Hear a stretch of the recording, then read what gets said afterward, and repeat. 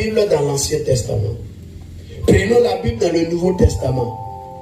Prenons la Bible dans l'Ancien Testament. Prenons dans le Nouveau Testament. Et on est dessus. On va, on vient. Testament, testament, testament, testament.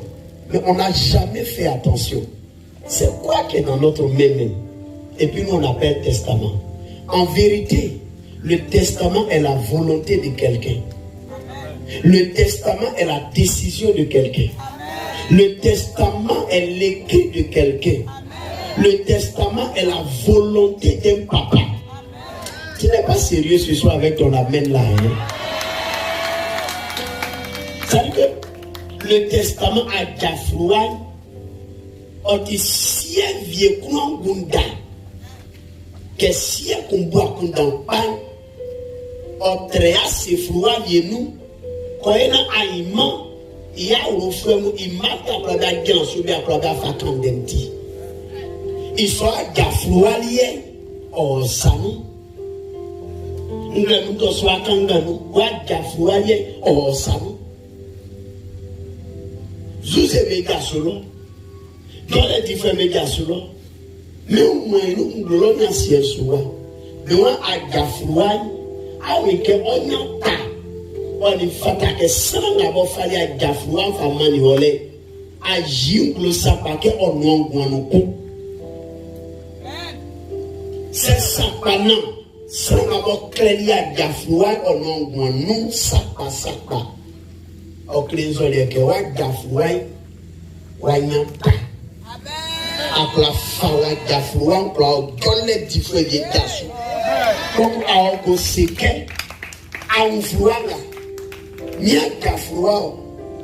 Et sinon, si on vient nous, il nous sommes de la boca lignoye. Il y a un démon si nous m'allons dans la cantine. Nous voulons nyoye. Nous n'avons pas de nyoye. Nous n'avons pas de nyoye. Coquessa.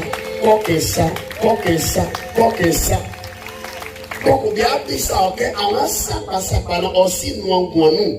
Ah, c'est de que, et bien, c'est aussi nous en nous. On va dire que Adia ici.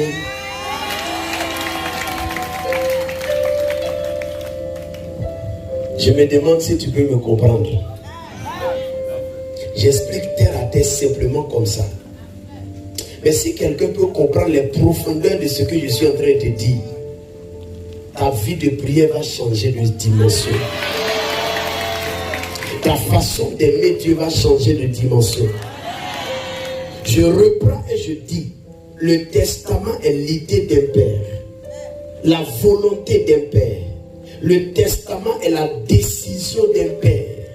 Ce qu'il peut donner comme héritage. La façon dont il veut que son travail soit géré après lui. Le testament renferme l'idée réelle d'un père, d'un donateur. Vous comprenez très bien? Et il n'est valable que s'il y a preuve de mort. Alors, à ce rendez-vous-là, je me pose une seule question. Est-ce que vraiment l'Ancien Testament, le Nouveau Testament, est-ce que vraiment je connais celui qui a écrit le Testament? Si vraiment je connais celui qui l'a écrit, la deuxième question, est-ce que celui qui l'a écrit est mort? S'il est vraiment mort, c'est que quelque part l'héritage, je peux prendre. Parce que mon testament n'a de puissance qu'après la mort de celui qui l'a écrit. Alors que, bien aimé, ce testament a été écrit par Jésus-Christ de Nazareth. Car au commencement était la parole dans le testament. Et la parole était avec Dieu. Donc dans le testament. Et la parole est Dieu dans le testament. Et toute chose a été faite par elle, le testament. Et rien de ce qui existe n'a été fait sans elle. En elle était la vie. Et la vie était la lumière des hommes. Et cette parole qui est là, la parole s'est faite en chair. Et elle a habité parmi nous. Et il parut un homme du nom de Jean, qui vient pour rendre témoignage à la lumière, afin que les gens puissent croire en elle. Et lorsqu'il rend témoignage de lui, ce jour-là, Jean chapitre 1, le verset 29, il regarde, il a vu Jésus qui venait à lui et il a crié, voici l'agneau de Dieu qui ôte le péché du monde. Voici l'auteur du testament qui est arrivé. L'homme qui a écrit le testament. Au commencement était la parole. Et la parole était avec Dieu. Je vous montre, je vous présente celui qui a écrit le testament depuis l'Ancien jusqu'au Nouveau Testament. Le propriétaire de ce qui est dans ta main là, il est arrivé. Je vous le présente. Son nom c'est Jésus-Christ de Nazareth. Son nom c'est Jésus-Christ de Nazareth. Bien-aimé, quand il arrive, il a commencé à opérer dans le testament. Il a commencé à travailler dans le testament. Une première parole qu'il a révélée dans le testament. Il prit le livre et il a commencé à lire. La Bible dit dans Luc chapitre 4 à partir du verset 18. Il ouvrit le livre et il est tombé sur la prophétie d'Isaïe. Et dit l'Esprit du Seigneur est sur moi parce qu'il m'a oint pour ouvrir les yeux des aveugles, pour apporter une bonne nouvelle, pour libérer les captifs. Quand il finit de lire ce qui est écrit par le prophète Isaïe, il dit une seule parole. La parole que vous venez d'entendre est accomplie. Pourquoi? Je suis l'auteur de la parole. Je suis moi-même la parole. C'est moi, c'est de moi qu'il est question. Et dit, si vous attendez un sauveur, si vous attendez quelqu'un, en fait c'est moi, c'est moi, c'est moi, c'est moi que vous attendez. Vous savez quoi? Lorsqu'il rencontre dans Jean chapitre 4, la femme qui est au bord du puits, la Samaritaine, dans leur causerie, la femme lui dit, on nous a dit que le Messie doit venir. Le propriétaire du testament, on nous a dit qu'il doit venir. Et lorsqu'il viendra, il va nous enseigner toutes choses et on va bien comprendre. Jésus dit, je le suis, moi qui te parle. La femme dit, ah, je viens de voir le Messie. Alors, elle court dans la ville et elle a commencé à annoncer, j'ai rencontré le Messie, j'ai rencontré le Messie, j'ai rencontré le Messie. Bien aimé, le propriétaire du testament a commencé à se faire connaître parce qu'on ne le connaissait pas. On ne l'avait jamais vu. On parlait de lui, mais on ne sait pas qui il est. Il s'est présenté et il a commencé à dire, je suis l'auteur. Je suis l'auteur, c'est moi et c'est de moi qu'il est question. Si vous lisez le livre de Matthieu, vous allez voir, la Bible dit, il fit ceci, il fit cela, afin que la prophétie de telle personne s'accomplisse. Il est allé dans tel coin, afin que la parole s'accomplisse. Il est né là, afin que la parole s'accomplisse. Pourquoi? Il est l'auteur de la parole. Et il était en train d'accomplir la parole dans tous ses détails. Quand il a fini, bien aimé, il fallait valider le testament. Alors que dans la loi, il faut qu'il y ait mort. Et ce jour-là, ce n'était pas facile. Dans le jardin de Gethsémane, soit il accepte, soit il refuse. Et il est allé vers le Père, il a dit, c'est compliqué. Si vraiment cette coupe peut s'éloigner de moi, c'est bon. Mais si vraiment je dois mourir, je vais accepter. Il a prié une fois, il a prié deux fois, il a prié trois fois. Il savait que Papa Dieu voulait qu'il meure. Parce que sans sa mort, on ne peut pas prendre ce qui nous appartient. Sans sa mort, on ne peut pas valider le testament. Et lorsqu'il finit de prier, il dit à ses disciples, aujourd'hui, je serai pour vous un scandale. Parce que quelque chose va s'accomplir sur la terre des hommes. Le testament doit s'accomplir. Et un homme s'appelle Judas. Judas arrive avec ses gardes. Judas arrive avec ses gardes. Il le regarde. Il a tout simplement embrassé ce monsieur. Et il lui dit, Judas, c'est pas un simple baiser que tu livres ton sauveur, que tu livres celui qui t'aide.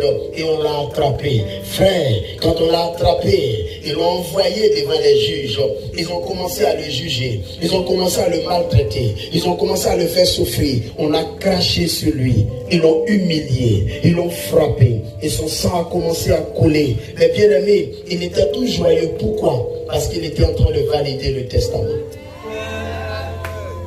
Quand ils l'ont mis à la croix de Golgotha, on lui a dit, si vraiment tu es fils de Dieu, descends de la croix. Il a refusé de descendre. Pourquoi? Parce qu'il faut que le testament soit validé. Si le testament n'est pas validé, tu ne peux pas prendre ton héritage.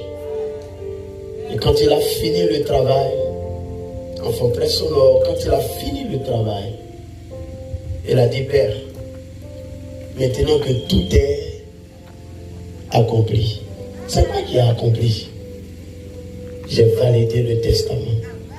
Tout est accompli. Il a dit, je remets mon esprit.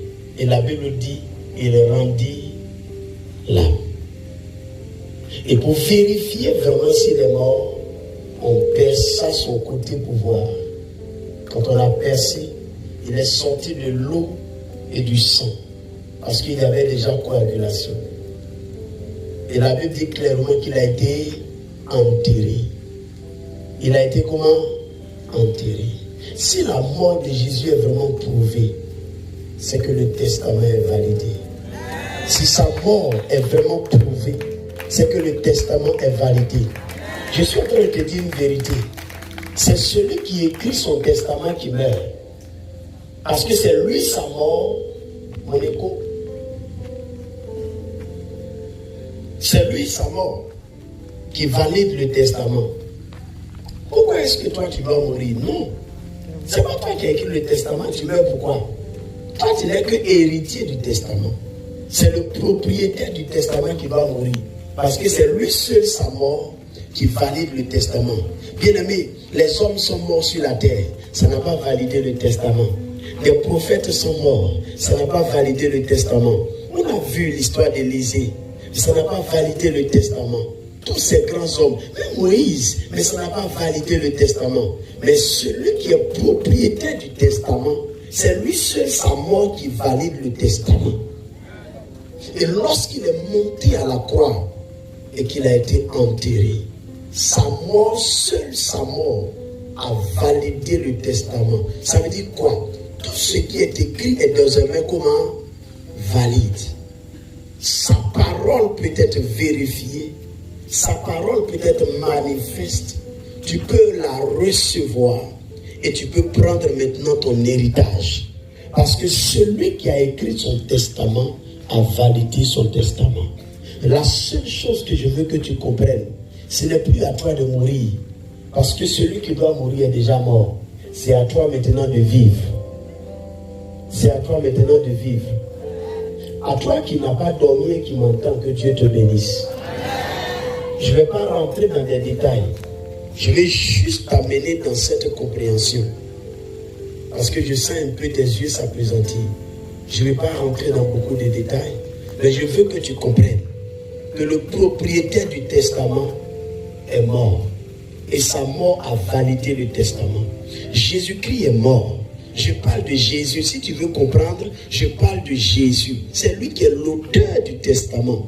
Et la mort de Jésus-Christ sur la croix a validé le testament. C'est-à-dire quoi? Tout ce qui est dans ce livre, qui est vraiment pour toi un héritage, tu es capable de prendre ça et rentrer dans cette grâce et danser avec. Quelqu'un me dit Amen. Tu es désormais héritier. Et ta saison de régner avec ton héritage est arrivée. C'est-à-dire quoi? C'est à toi de commander. C'est à toi d'ordonner. C'est à toi d'arracher. C'est à toi de posséder. C'est à toi de faire agir. Dans le testament, j'ai vu une parole. Et j'ai regardé, est-ce que la parole est vraiment validée? Il a dit, je voyais Satan tomber du ciel comme un éclair. Dans Luc 10, verset 19, il dit, voici, je vous ai donné le pouvoir. Est-ce que vraiment le testament est validé? Si le testament est validé, c'est qu'il nous a vraiment donné le pouvoir. Ce qu'il nous a donné, c'est qu'on peut prendre. Et si vraiment il nous a donné le pouvoir, qu'est-ce qu'on doit faire avec? Il dit, pour marcher sur les serpents et sur les scorpions et sur toute la puissance de l'ennemi, et rien ne pourra vous nuire. Bien-aimés, nous avons dans notre main un document qui a été validé. À toi de te rendre à la justice pour aller réclamer ce qui t'appartient. Quand le testament est validé, chacun doit savoir sa part d'héritage.